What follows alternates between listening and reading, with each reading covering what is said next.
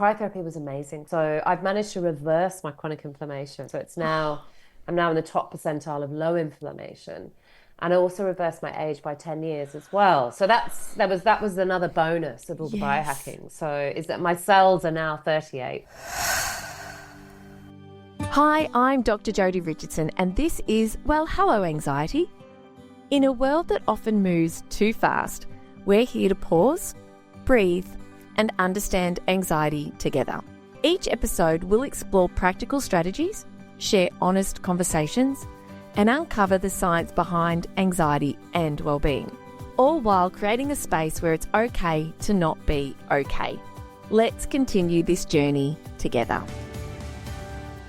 Have you ever heard of biohacking? This might be something altogether new, or maybe you've heard the term tossed around and wondered what it actually means. Or maybe, like me, you watched the Brian Johnson documentary and think biohacking is only for those who have lots of money and lots of time. We're here to talk today about biohacking and to bust some myths and to answer so many questions.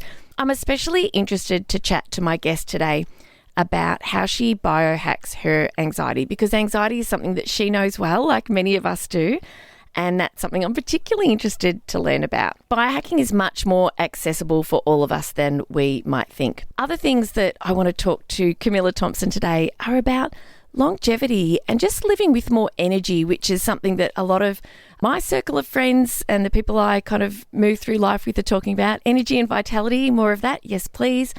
And so, yes, of course, busting some myths as well. So it's just a pleasure. I've been so looking forward to talking with Camilla Thompson. She is a trailblazer in biohacking. She's a nutritionist, she's a wellbeing coach, and she is a leader in this space, making biohacking more accessible to all of us. You may have seen Camilla on Sunrise if you live here in Australia, or watch it from overseas, which many do, or you may have read her work in Women's Health magazine or The Age. She is the author of a brand new book called Biohack Me, and she is joining us from the Central Coast of New South Wales. So welcome, Camilla. Thank you, Jodi. It's so good to be here with you. Oh, goodness. Well, kind of with you, Yes. virtually with you. virtually. Yeah. It's so lovely to be with you and to learn about biohacking, because I admit, and it's very easy for us to do in this world of constant information to get a really kind of narrow view of something if we learn a little bit about it online, or we see a post, or we watch a documentary. And as always, there's more to it. So let's just start at the top. What is biohacking? What is it? Well, it's so interesting because you referenced Brian Johnson and his Netflix documentary, Don't Die. And I think that's making it definitely more mainstream that people are actually sort of talking about biohacking. But traditionally, it's been mainly sort of elite athletes and a lot of celebrities and a lot of sort of the tech Silicon Valley bros who've been biohacking because they've had access to the technology, they've got the money, and a lot of them have the time. But ultimately, it's about recovery and it's about, hacking into our biology and our environment so that we can perform better, live longer, have more energy, you talked about in the beginning. So I think athletes have been doing it for a long time. So, when you're performing at that sort of that peak, you need recovery, and rest is absolutely a non-negotiable. And that's how they manage to keep performing as they do. But most of us, and particularly in corporate world, we're all running around performing like elite athletes all day, running on adrenaline and cortisol, but we're not really recovering and we're not really resting as much as we need to so that we can, so we don't run our battery into the ground, which is why I think a lot of people are feeling so exhausted and burnt out. So biohacking is really about taking control of your health and well-being. So it's looking at what your unique body needs. So it's not a one size fits all. Yeah. And it's really tapping into, what your unique genetics are, what your body responds to, and experimenting as well. There's lots of curiosity and experimentation with biohacking. I love that word curiosity, and that was what was coming to mind while you were talking. It's about trying something on for size, whether that be, I won't preempt, but, something like an ice bath or, a sauna or nutrition supplements or some of the things that are coming to mind. But that curiosity, it's a really nice way to approach something new, isn't it? Because like you say, it's not a one size fits all. This is something that has the potential to help. I'm going to try it, see how it fits for me. Yeah, and I think, Jodi, look, we've got so much chronic ill health around us. Like, sobering statistics, 1 in 2 will be diagnosed with cancer before the age of 85. 1 in 2 women will have a chronic health condition. You know, women, we're more predisposed as well to chronic ill health. So we have to start getting into that prevention space. So I think I've been banging on about preventative and personalized health for so many years in my work in corporate wellbeing. And now I'm finally having a bit of a platform to be able to talk and particularly represent women as well, because we're so underrepresented when it comes to research. And, you know, and then obviously then things get applied to us and they're not actually relevant for us as women. So this is why biohacking is so wonderful, because it's about trying different things. It's about curiosity. It's about experimentation. But ultimately, it's about optimizing. We want to optimize our health. So, you know, we look at our longevity, we look at our lifespan and how many years we're going to live, but we want our health span, which is the amount of years that we're going to live in good health, to equal that lifespan. Yes. You know, there's no point being 80, 90 and our brain's gone and we can't walk and we can't move. Like, there's no quality of life. So what we do now is so important. It determines how we're going to show up later in life. It is. It's like choose your hard, isn't it? And I've spent. Dad was in hospital for 3 weeks with his diabetes, and then he was in rehab. And I've been a witness to, you know, especially spending sort of 9 days visiting Dad in the rehabilitation clinic or hospital, and seeing people having come in for knee reconstructions or for heart operations, and, you know, whatever it is that they've come in for, and now they're rehabilitating their bodies. And also, you know, I think it becoming very top of mind that as we do age, there are inevitably health challenges that we may face if we've not looked after ourselves, that there are a lot of things that we can do right here, today, tomorrow, this week, that might be a change to our routine and require more of us. But when you look at what the alternative is, if you do nothing now, and what that change to your routine and what's required of you when you're older and you're struggling with your body or your mind, I think it's about choosing, and we've got the opportunity to learn from you today. So, but before we get more into the nuts and bolts, I'm interested to know what led you to biohacking. I guess it started from a young age. I talk about my mum in the book, the OG biohacker. So she was really progressive, really forward thinking. You know, our house was full of sort of natural remedies. All our food came from local farms. It wasn't sprayed. You know, we didn't have much sugar in the house, no processed foods. You know, just water was filtered, all that kind of stuff. So yes. I kind of grew up with that, but obviously rebelled against that in my teens massively.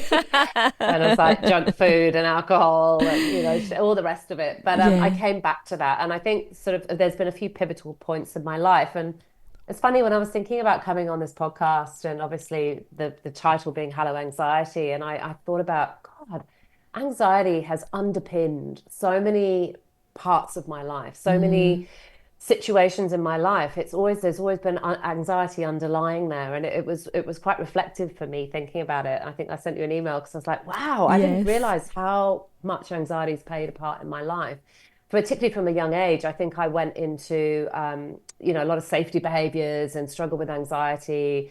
My parents split up, my dad wasn't around.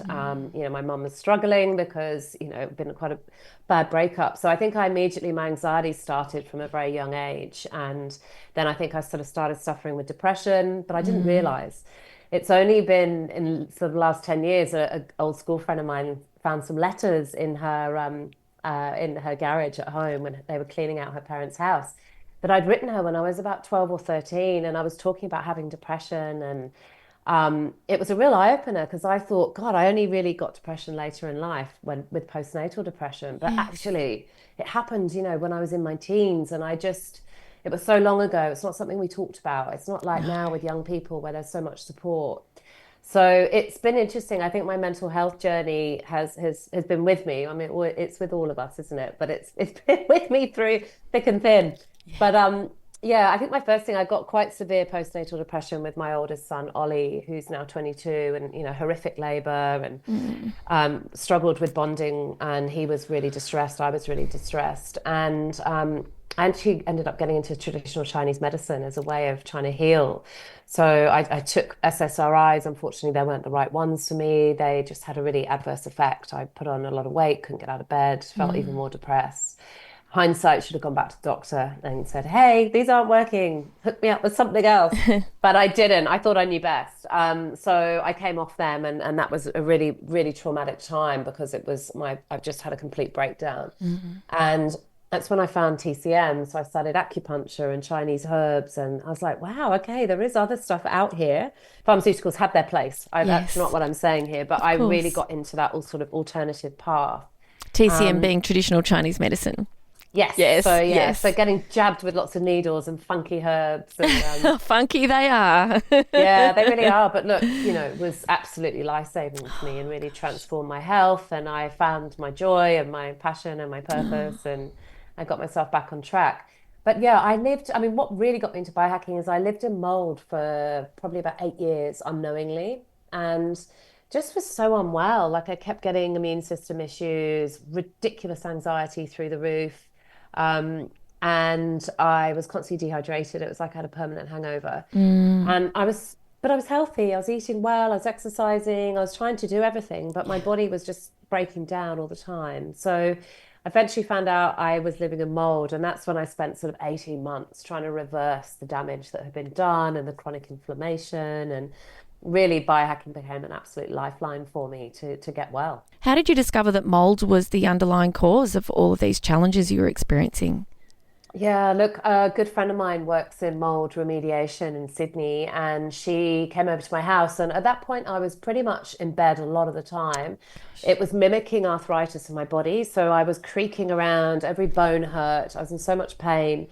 And I felt like an old woman, actually. And she came over and she said, Camilla, you've got, she was in my bedroom and she was looking around and she said, Camilla, you've got mold everywhere. And we'd had water come into one of our cupboards in the bedroom and it hadn't been fixed properly. We had sort of dodgy handyman come in and band-aid it up. Our Gosh. whole house was band-aided. It was a beautiful old house that we were renting, but Mm. it was just riddled with mold. And so she found it in our bed, our blinds, our bedside cabinets. It was in every room in our house. So we within 24 hours we had 24 hours we had to move out. And yeah, we never went back, and we lost all our belongings, and everything was contaminated. Oh, gosh. So, Oh, but finally goodness. we knew what was wrong with me. So, Yes. yeah, and my younger son had been sick as well, but my oldest and my husband weren't sick. So it's really hard. Not all four of Mm. us were ill. So 25% of the population have a specific gene called the HLA, DR, or DQ. It's part of the celiac family.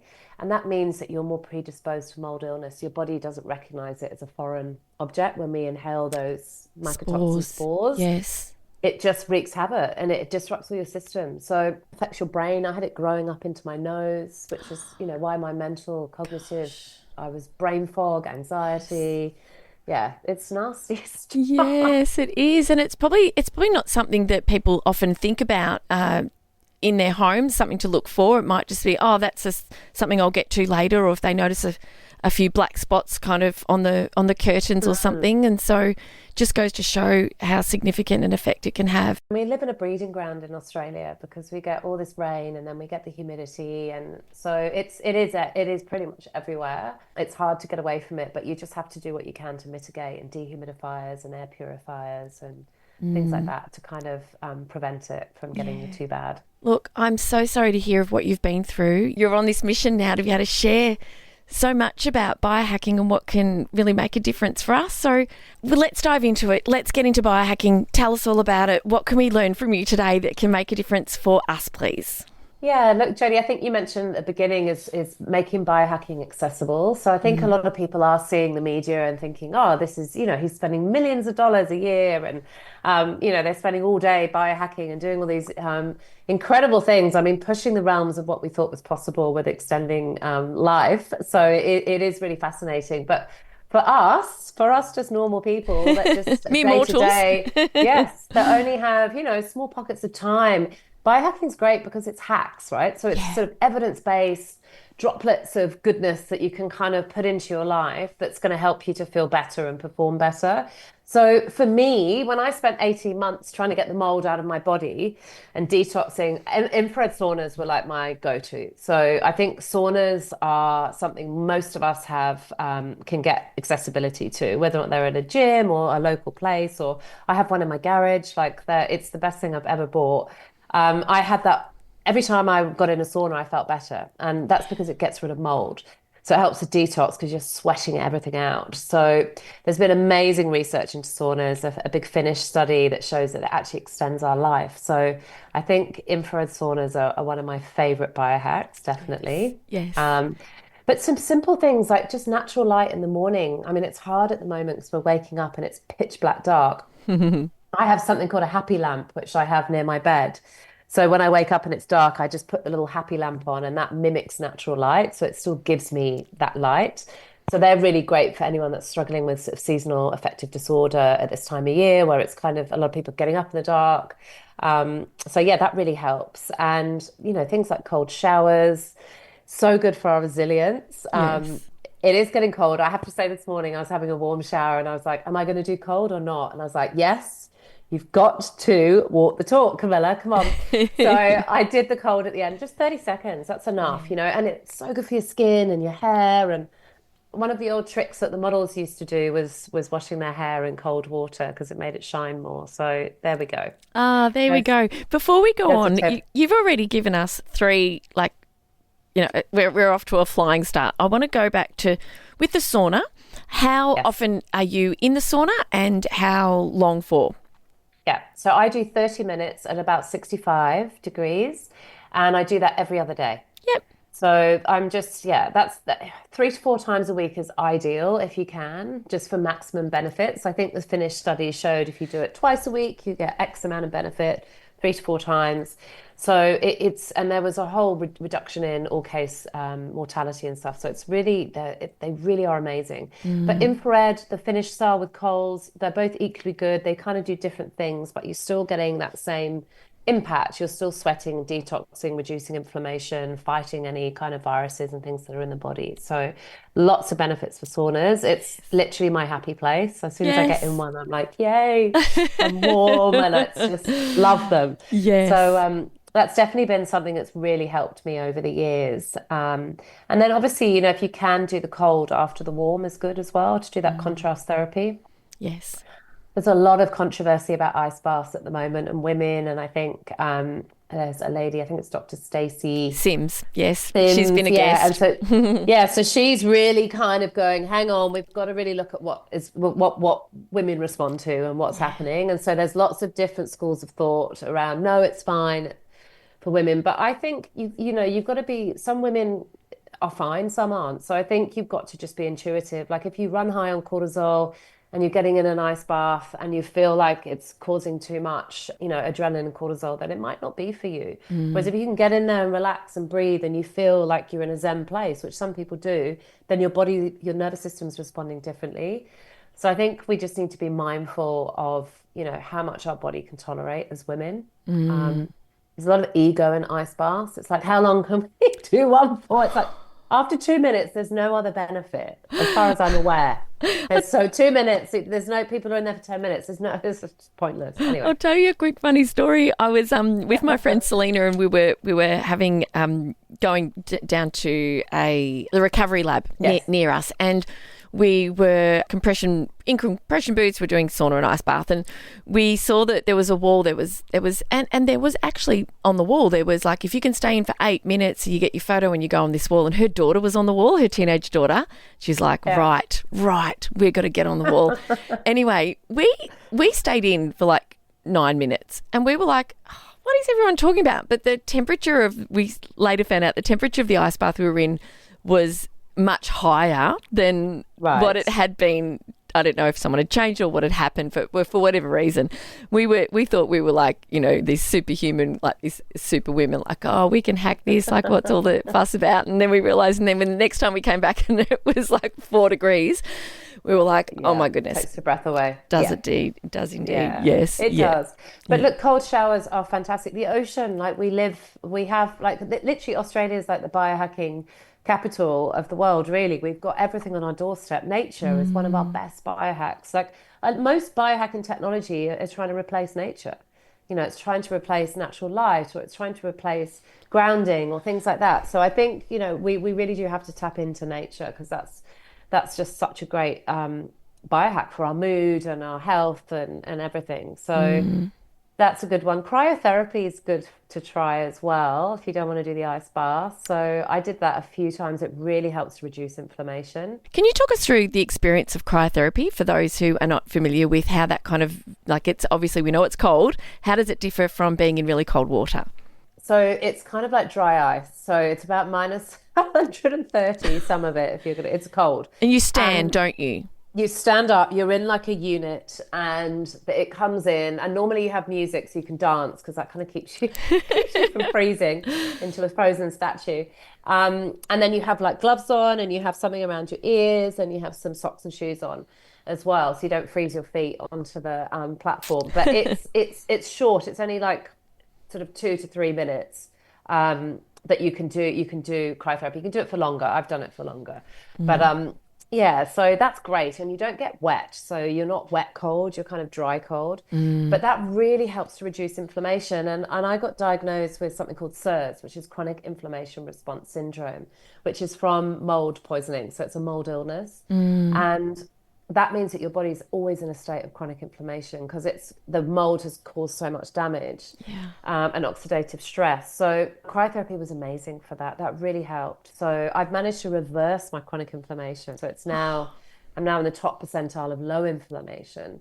And I also reversed my age by 10 years as well. So that was another bonus of all the biohacking. So is that my cells are now 38, but I'm actually 48. Woohoo! Which is good. How did you access cryotherapy? Because I've seen it used by elite athletes here in Australia, by AFL athletes in particular.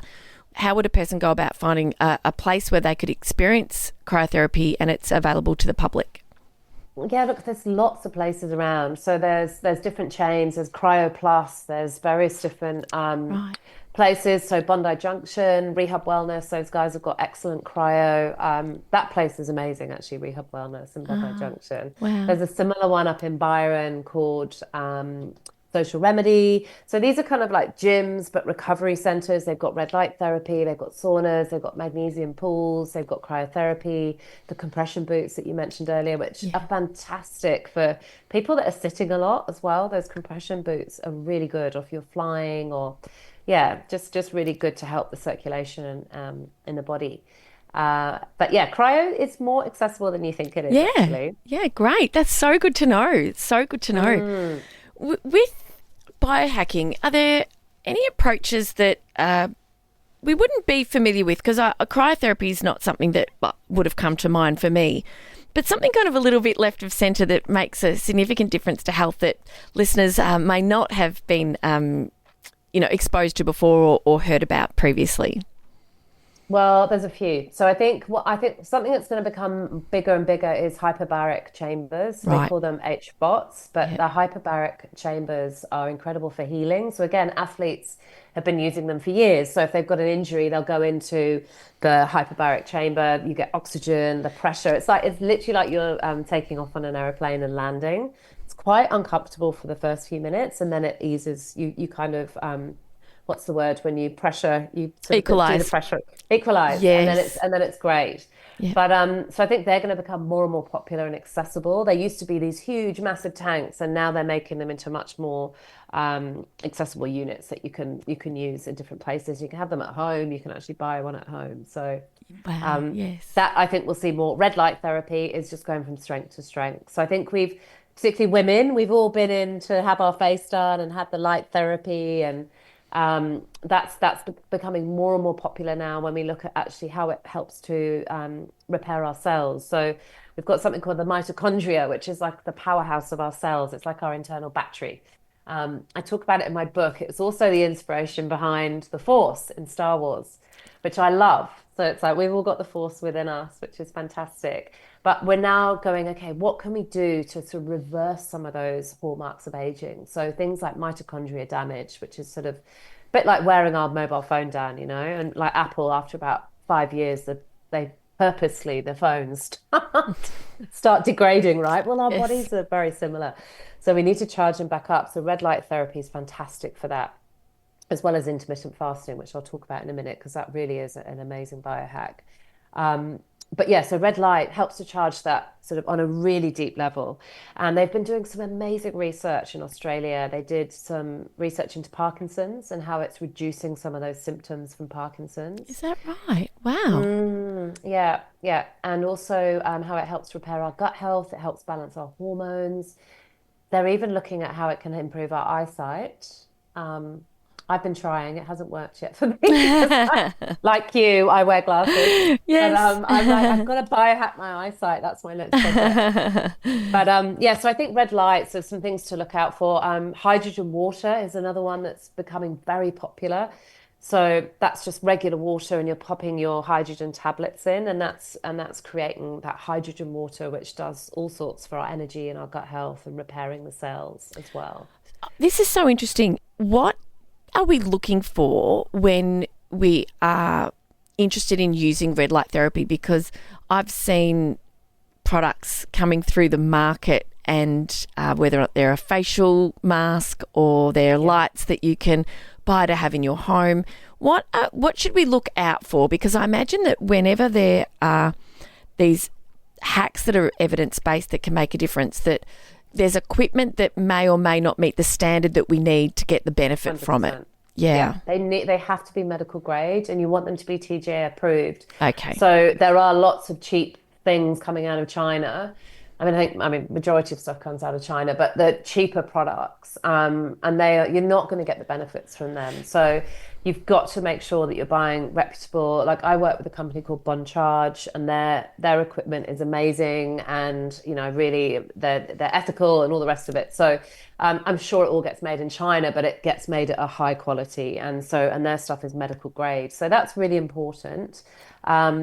Because the red light has just got so popular now, particularly the masks and things like that. And we can't go putting sure. red cellophane or cellophane over a light. There's a lot more to it. It's wavelengths. It's related to wavelengths. It is. And you've got your near infrared and your far infrared, and the far infrared is what's going really deep into you. So that's that deep healing. So I think we're going to see more and more research into red light. Back to hydrogen water, something you can add to that is methylene blue, which is another thing that's quite popular at the moment. And that is like a little sort of tincture as well, that it used to be used to treat malaria, actually, back many, many, many years ago in the war. So they used methylene blue as a dye to help treat, because it's sort of antiviral and antibacterial. Right. But there's lots of health benefits from methylene blue. So at my book launch, I will be serving people hydrogen water with methylene blue in test tubes. Very on brand. Bit of an experiment. There is so much to talk about. I am so interested in many more questions about like filtered water and hormones and fats and things like that. I really want to extend this conversation. So we are going to be back for our part 2 with Camilla Thompson next week. See you then. Thank you for sharing this time with me on Well, Hello Anxiety. Remember, understanding anxiety is the first step to managing it. Until next time, be gentle with yourself. Take things one moment at a time. Focus on what you can control and know that you are not alone on this journey. If you found value in today's episode, please share it with someone who might need to hear it too. I'm Dr. Jodi Richardson, and I'll meet you right back here next week.